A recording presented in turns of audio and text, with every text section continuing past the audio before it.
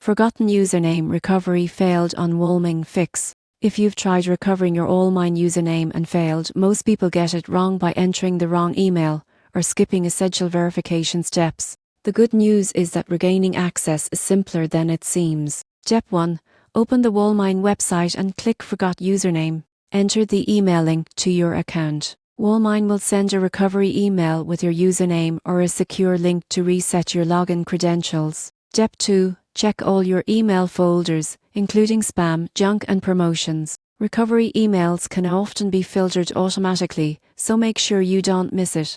Avoid sending multiple requests too quickly, as this could temporarily lock your account. Step 3. If your registered email is no longer active, gather account verification details such as your full name, recent activity, or subscription type. Contact Wallmine support with these details to speed up the process. Step 4. Once you've recovered your username, store it securely in a password manager or secure note. Enabling two-factor authentication adds an extra layer of security and reduces the risk of future login problems. By carefully following these steps, you can regain access to your Wallmine account without frustration. Proper verification and secure credential management are essential for keeping your market data, stock tracking, and portfolio insights safe and accessible.